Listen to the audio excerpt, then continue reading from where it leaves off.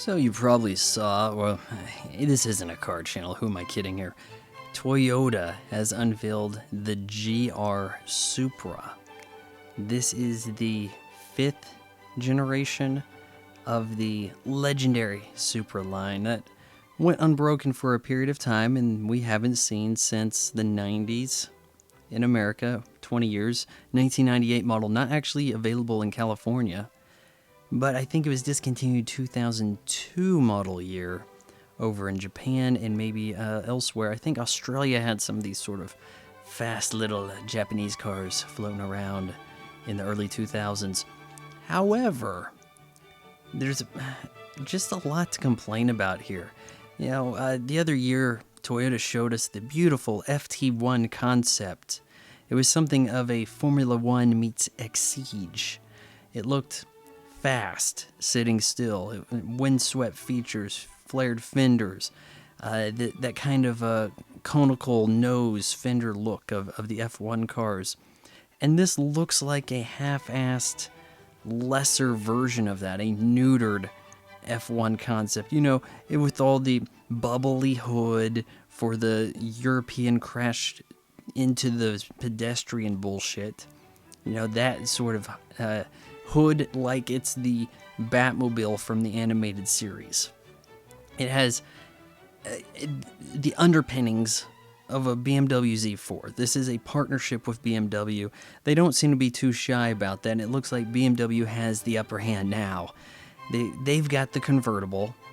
They've got the more horsepower engine. You're using BMW's inline six because I thought Toyota was supposed to be making money with cars, but they can never seem to do anything adventurous. Oh, hey, we want to have a little four-cylinder. We have an old badge we can put on it.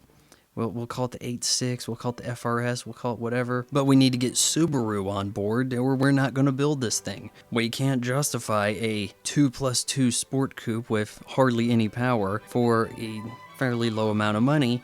I don't know why you can't justify this. I mean, people want exciting cars, don't they? When people put, years of paychecks into an automobile, they want something of a premium product. And 335 horsepower in 2020? Or is this going to be available in 2019 as a 2020 model year? Yeah, I think it's available now, but they're calling this the 2020 GR Supra. Do we need the GR there? It stands for Gazoo Racing. That sounds intimidating. 0 to 60 in 4.1 seconds. Would have been pretty stellar numbers 10 plus years ago. Now we've got EVs that blow the doors off everything in like 2 seconds. Yeah, it's pretty brutal. Now the Supra back in the day, the Mark IV that everybody loves from the Fast and the Furious, with the Targa roof that you can't get now. It also had little back seats.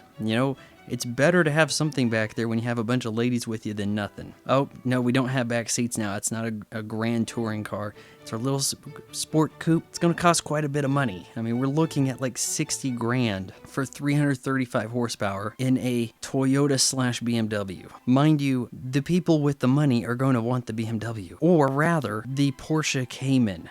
Or whatever they're calling that now. What is it, like a 716 number first? I don't know.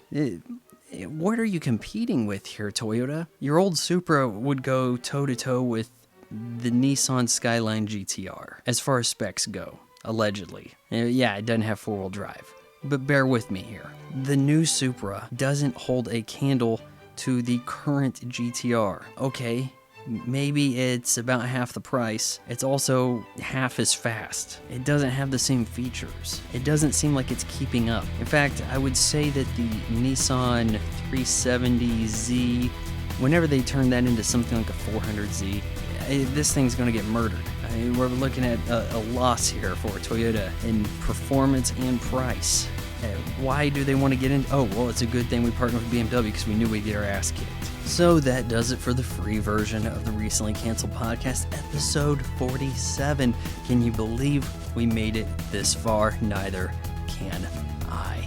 If you want to hear the last topic, because I found out that YouTube doesn't like politics, go ahead and hit up the Patreon, patreon.com/Von Fry.